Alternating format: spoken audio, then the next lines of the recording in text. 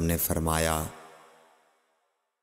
کہ وحی نازل ہوتے وقت کبھی مجھ کو گھنٹی کی سی آواز محسوس ہوتی ہے، اور وحی کی یہ کیفیت مجھ پر بہت شاق گزرتی ہے۔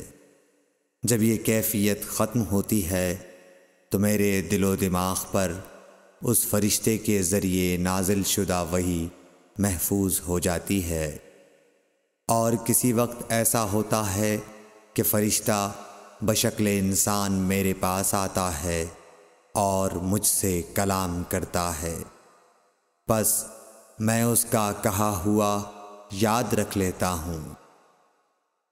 صحیح بخاری حدیث نمبر 2۔